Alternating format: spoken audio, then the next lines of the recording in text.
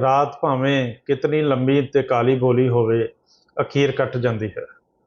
ਕਾਲੀ ਰਾਤ ਹੀ ਵਾਸਤਵ ਵਿੱਚ ਆਪਣੇ ਪਿੱਛੇ ਆਉਣ ਵਾਲੇ ਰੋਸ਼ਨ ਦਿਨ ਦਾ ਪੈਗਾਮ ਲੈ ਕੇ ਆਉਂਦੀ ਹੈ।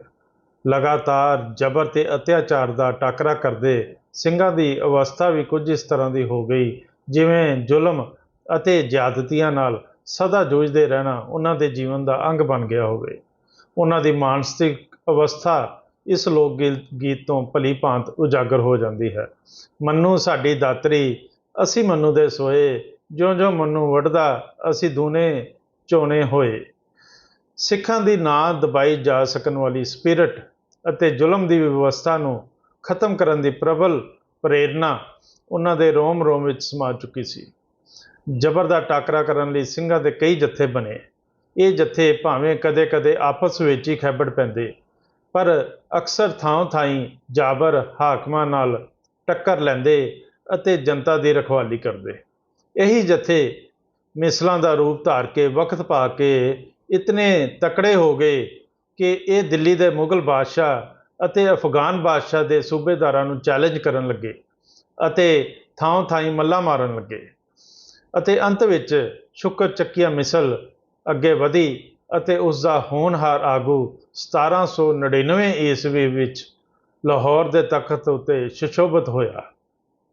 ਗੱਲ ਕਰੀਏ ਸ਼ੇਰੇ ਪੰਜਾਬ ਦੀ ਤਾਂ ਮਹਾਰਾਜਾ ਰਣਜੀਤ ਸਿੰਘ ਇੱਕ ਚਮਕਦਾ ਸਿਤਾਰਾ ਸੀ ਜੋ 18ਵੀਂ ਸਦੀ ਦੇ ਅੰਤ ਉੱਤੇ ਭਾਰਤ ਅਤੇ ਉੱਤਰੀ ਪੱਛਮੀ ਆਕਾਸ਼ ਉੱਤੇ ਨਮੂਦਾਰ ਹੋਇਆ ਅਤੇ 50 ਸਾਲ ਲਗਾਤਾਰ ਭਾਰਤੀ ਗਗਨ ਉੱਤੇ ਆਪਣੀ ਆਭਾ ਪ੍ਰਸਾਰਿਤ ਕਰਦਾ ਰਿਹਾ। ਆਓ ਪ੍ਰੋਗਰਾਮ ਦਾ ਆਗਾਜ਼ ਕਰੀਏ। ਫਤਿਹ ਬੁਲਾਓ ਜੀ। ਵਾਹਿਗੁਰੂ ਜੀ ਕਾ ਖਾਲਸਾ, ਵਾਹਿਗੁਰੂ ਜੀ ਕੀ ਫਤਿਹ।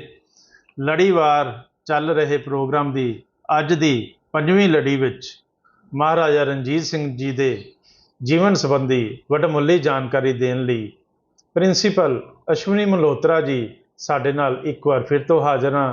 ਮੈਂ ਵਤਨ ਦੀ ਮਿੱਟੀ ਨਿਊਜ਼ ਚੈਨਲ ਵੱਲੋਂ ਇਹਨਾਂ ਨੂੰ ਹਾਰਦਿਕ ਜੀਆਂ ਆਖਦਾ ਹਾਂ। ਪ੍ਰਿੰਸੀਪਲ ਸਾਹਿਬ ਸਤਿ ਸ਼੍ਰੀ ਅਕਾਲ। ਸਤਿ ਸ਼੍ਰੀ ਅਕਾਲ ਬੇਦੀ ਸਾਹਿਬ। ਪ੍ਰਿੰਸੀਪਲ ਸਾਹਿਬ, ਪਿਛਲੀ ਲੜੀ ਨੂੰ ਜੋੜਦੇ ਹੋਏ ਮਹਾਰਾਜਾ ਰਣਜੀਤ ਸਿੰਘ ਜੀ ਦੀ ਜੋ ਬਹਾਦਰੀ ਦੀ ਗਾਥਾ ਹੈ ਉਸ ਨੂੰ ਸਾਡੇ ਦਰਸ਼ਕਾਂ ਤੱਕ ਵਿਸਥਾਰ ਸੇ ਦੱਸਣਾ ਕਰੋ ਜੀ। ਸਭ ਤੋਂ ਪਹਿਲਾਂ ਤੇ ਵਤਨ ਦੀ ਮਿੱਟੀ ਨਿਊਜ਼ ਚੈਨਲ ਦਾ ਧੰਨਵਾਦ ਕਰਦਾ ਹਾਂ। MD ਸਾਹਿਬ ਸੰਧੂ ਸਾਹਿਬ ਤੁਹਾਡਾ ਵੀ ਧੰਨਵਾਦ ਕਰਦਾ ਹਾਂ। ਬੇਦੀ ਸਾਹਿਬ ਤੁਹਾਡਾ ਧੰਨਵਾਦ ਵੀ ਕਰਦਾ ਹਾਂ ਤੇ ਇੱਕ ਥੋੜੀ ਜਿਹੀ ਦਰੁਸਤੀ ਵੀ ਕਰਦਾ ਹਾਂ। ਆਪ ਜੀ ਵੱਲੋਂ ਹੁਣੇ ਸਰੋਤਿਆਂ ਨੂੰ ਸੰਬੋਧਨ ਕਰਦੇ ਕਰਦੇ ਮਹਾਰਾਜਾ ਰਣਜੀਤ ਸਿੰਘ ਜੀ ਦੀ 5ਵੀਂ ਲੜੀ ਬੋਲੀ ਗਈ, ਜਦ ਕਿ ਇਹ ਆਪਣੀ 6ਵੀਂ ਲੜੀ ਹੈ। ਠੀਕ ਹੈ ਜੀ। ਤੁਸੀਂ ਉਹਨਾਂ ਦੇ ਮੂੰਹ 'ਚ ਰੋਜ਼ ਇੰਨਾ ਕੁ ਭਿੱਜ ਚੁੱਕੇ ਹੋ ਕਿ ਲੜੀਆਂ ਦਾ ਨਹੀਂ ਧਿਆਨ ਰਹਿੰਦਾ। ਧੰਨਵਾਦ ਜੀ, ਧੰਨਵਾਦ। ਮਹਾਰਾਜਾ ਰਣਜੀਤ ਸਿੰਘ ਜੀ ਦੀ ਤਾਜਪੋਸ਼ੀ ਦੀ ਲੜੀ ਹੈ ਅੱਜ ਜੀ। ਪਿਛਲੀ ਲੜੀ ਨੰਬਰ 5 ਵਿੱਚ 4 ਵਿੱਚ ਲਾਹੌਰ ਦੀ ਜਿੱਤ ਅਤੇ ਲੜੀ ਨੰਬਰ 5 ਵਿੱਚ ਭਸੀਨ, ਜੰਮੂ, ਅਕਾਲਗੜ੍ਹ ਦੀ ਜਿੱਤ ਬਾਰੇ ਸਰੋਤਿਆਂ ਨੂੰ ਜਾਣੂ ਕਰਾਇਆ। ਬਿਲਕੁਲ ਠੀਕ ਹੈ।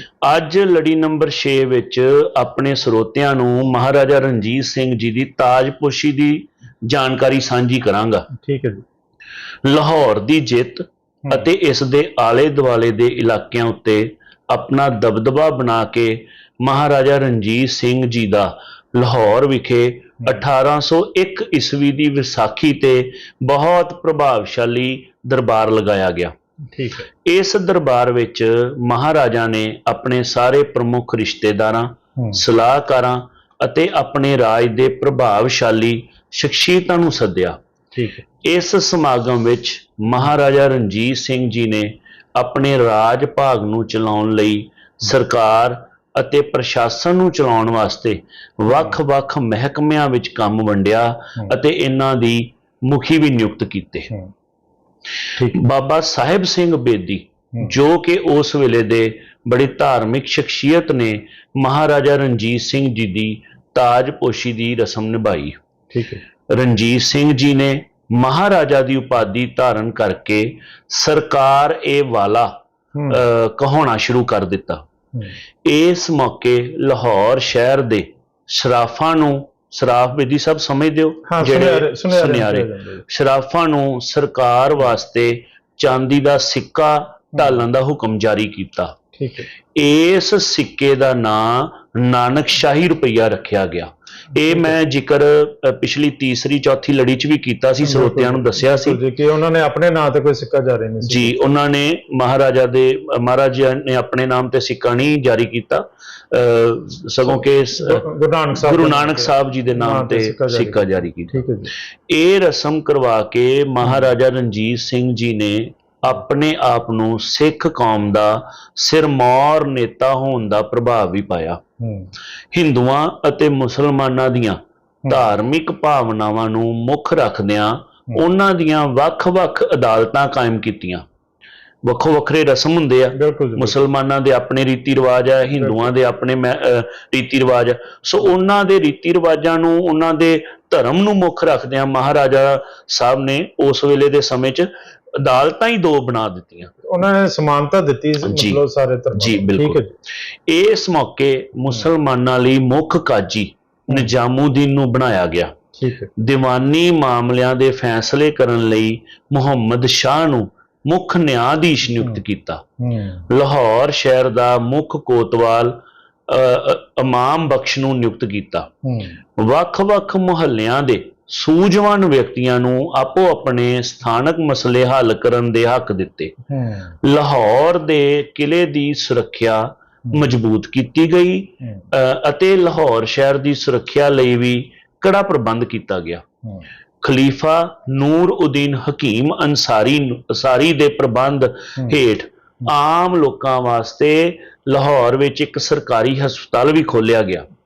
ਵੇਖੋ ਮਹਾਰਾਜਾ ਰਣਜੀਤ ਸਿੰਘ ਜੀ ਦੀ ਕਿੰਨੀ ਦੂਰ ਅੰਦੇਸ਼ੀ ਸੋਚ ਸੀ। ਉਸ ਸਮੇਂ ਦੇ ਸਰਕਾਰੀ ਹਸਪਤਾਲ ਖੋਲ ਦਿੱਤਾ ਉਹਨਾਂ ਨੇ ਆਪਣੇ ਰਾਜ ਭਾਗ। ਗਰੀਬਾਂ ਅਤੇ ਲੋੜਵੰਦਾਂ ਦੀ ਸਹਾਇਤਾ ਵਾਸਤੇ ਵੱਖਰਾ ਮਹਿਕਮਾ ਸਥਾਪਿਤ ਕੀਤਾ ਗਿਆ। ਪੁਰਾਣੇ ਦੀਵਾਨੀ ਅਤੇ ਫੌਜਦਾਰੀ ਕਾਇਦੇ ਕਾਨੂੰਨਾਂ ਦੀ ਸੋਧ ਕੀਤੀ ਅਤੇ ਉਹਨਾਂ ਦੀ ਥਾਂ ਨਵੇਂ ਕਾਨੂੰਨ ਬਣਾਏ ਗਏ।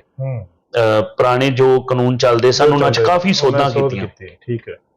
ਇਸ ਤਰ੍ਹਾਂ ਦੇ ਪ੍ਰਸ਼ਾਸਨਿਕ ਸੁਧਾਰ ਕਰਕੇ ਮਹਾਰਾਜਾ ਰਣਜੀਤ ਸਿੰਘ ਜੀ ਆਮ ਲੋਕਾਂ ਦੇ ਦਿਲਾਂ ਤੇ ਰਾਜ ਕਰਨ ਲੱਗ ਪਏ। ਇਸ ਤੋਂ ਬਾਅਦ ਮਹਾਰਾਜਾ ਦੀ ਰਾਜਨੀਤਿਕ ਚੜ੍ਹਤ ਦਾ ਦੌਰ ਸ਼ੁਰੂ ਹੋਇਆ। ਉਹਨਾਂ ਦੀ ਰਾਜਨੀਤਿਕ ਗਲਿਆਰੇ ਵਿੱਚ ਬੋਲਬਾਲਾ ਚਰਚਾ ਹੋਣ ਲੱਗ ਪਈ। ਮਹਾਰਾਜਾ ਰਣਜੀਤ ਸਿੰਘ ਜੀ ਨੇ ਜਿੱਥੇ ਯੁੱਧ ਦੇ ਮੈਦਾਨਾਂ ਵਿੱਚ ਫਤਿਹ ਹਾਸਲ ਕਰਕੇ ਆਪਣੀ ਤਾਕਤ ਵਿੱਚ ਵਾਧਾ ਕੀਤਾ, ਉੱਥੇ ਉਹਨਾਂ ਨੇ ਦੋਸਤੀ ਅਤੇ ਰਿਸ਼ਤੇਦਾਰੀ ਦੇ ਮੈਦਾਨਾਂ ਵਿੱਚ ਵੀ ਕਾਮਯਾਬੀ ਹਾਸਲ ਕਰਕੇ ਇੱਕ ਚੰਗੇ ਯੋਧਾ ਹੋਣ ਦੇ ਨਾਲ ਨਾਲ ਇੱਕ ਸੁਲਝੇ ਹੋਏ ਰਾਜਨੀਤਿਕ ਦਾ ਸਬੂਤ ਵੀ ਦਿੱਤਾ। ਇਹ ਆਪਾਂ ਇਤਿਹਾਸਕਾਰਾਂ ਦੀਆਂ ਲਿਖਤਾਂ ਪੜ੍ਹਦੇ ਹਾਂ ਜਾਂ ਕਈ ਕਿਤਾਬਾਂ ਵਿੱਚ ਵੀ ਪੜ੍ਹਦੇ ਹਾਂ ਕਿ ਮਹਾਰਾਜਾ ਰਣਜੀਤ ਸਿੰਘ ਜੀ ਬਹੁਤ ਸੂਝਵਾਨ ਤੇ ਸਿਆਣੇ ਪ੍ਰਸ਼ਾਸਨ ਚਲਾਉਂਦੇ ਰਹੇ ਆ। ਉਹਨਾਂ ਨੇ ਜਿੱਥੇ ਪਿਆਰ ਦੀ ਲੋੜ ਪਈ ਉੱਥੇ ਪਿਆਰ ਵਿਖਾਇਆ, ਜਿੱਥੇ ਜ਼ੋਰ ਦੀ ਲੋੜ ਪਈ ਉੱਥੇ ਜ਼ੋਰ ਵੀ ਵਿਖਾਇਆ। ਜਿਵੇਂ ਕਿ ਪਿਛਲੀਆਂ ਲੜੀਆਂ ਵਿੱਚ ਵੀ ਜ਼ਿਕਰ ਹੋਇਆ ਕਿ ਘਨੱਈਆ ਮਿਸਲ ਵਿੱਚੋਂ ਮਹਾਰਾਜਾ ਰਣਜੀਤ ਸਿੰਘ ਜੀ ਦਾ ਵਿਆਹ ਹੋਣ ਕਰਕੇ ਉਹਨਾਂ ਨੂੰ ਆਰਥਿਕ ਅਤੇ ਫੌਜੀ ਸਹਾਇਤਾ ਤੋਂ ਇਲਾਵਾ ਇੱਕ ਬਹਾਦਰ ਅਤੇ ਵੱਡੀਆਂ ਰੁਚੀਆਂ ਵਾਲੀ ਸੱਸ ਮਾਤਾ ਸਦਾ ਕੌਰ ਦੀ ਸਹਾਇਤਾ ਮਿਲ ਗਈ, ਜਿਨ੍ਹਾਂ ਨੇ ਹਰ ਮੁਸ਼ਕਿਲ ਘੜੀ ਵੇਲੇ ਮਹਾਰਾਜਾ ਦੀ ਬਾਹ ਫੜੀ ਅਤੇ ਮਹਾਰਾਜਾ ਰਣਜੀਤ ਸਿੰਘ ਜੀ ਦੀ ਸਫਲਤਾ ਦਾ ਮਾਰਗਦਰਸ਼ਨ ਵੀ ਕੀਤਾ। ਇਤਿਹਾਸਕਾਰ ਲਤੀਫ ਨੇ ਸੱਸ ਮਾਤਾ ਸਦਾ ਕੌਰ ਬਾਰੇ ਲਿਖਿਆ ਹੈ, ਮੈਂ ਆਪਣੇ ਸਰੋਤਿਆਂ ਨੂੰ ਦੱਸ ਦੇਣਾ ਚਾਹਾਂਗਾ। ਸਿੱਖ ਇਤਿਹਾਸ ਵਿੱਚ ਜਿਨ੍ਹਾਂ ਔਰਤਾਂ ਦਾ ਰਾਜ ਸੰਭਾਲਣ ਅਤੇ ਚਲਾਉਣ ਦਾ ਜ਼ਿਕਰ ਆਉਂਦਾ ਹੈ, ਉਹਨਾਂ ਵਿੱਚੋਂ ਉਹ ਸਭ ਤੋਂ ਵੱਧ ਨੀਤੀਵਾਨ ਅਤੇ ਤਰੱਕੀ ਦੀ ਚਾਹਵਾਨ ਔਰਤ ਸੀ। ਮਾਤਾ ਉਹਨਾਂ ਦੀ ਸੱਸ ਮਾਤਾ ਸਦਾ ਕੌਰ ਸਿਰਮੌਰ ਗਿਣੀ ਗਈ। ਸੋ ਅੱਜ ਦੀ 6ਵੀਂ ਲੜੀ ਮਹਾਰਾਜਾ ਰਣਜੀਤ ਸਿੰਘ ਜੀ ਦੀ ਜੀਵਨੀ ਤੇ ਅਸੀਂ ਲਾਹੌਰ ਵਿੱਚ ਤਾਜਪੋਸ਼ੀ ਦਾ ਜ਼ਿਕਰ ਕੀਤਾ ਅਤੇ ਮਹਾਰਾਜਾ ਰਣਜੀਤ ਸਿੰਘ ਜੀ ਦੇ ਰਾਜ ਪ੍ਰਬੰਧ ਨੂੰ ਚਲਾਉਣ ਲਈ ਉਹਨਾਂ ਦੀ ਪ੍ਰਸ਼ਾਸਨਿਕ ਸੂਝ-ਬੂਝ ਦੀ ਵਿਆਖਿਆ ਵੀ ਕੀਤੀ। ਬਿਲਕੁਲ ਠੀਕ ਹੈ। ਧੰਨਵਾਦ ਪ੍ਰਿੰਸੀਪਲ ਸਾਹਿਬ।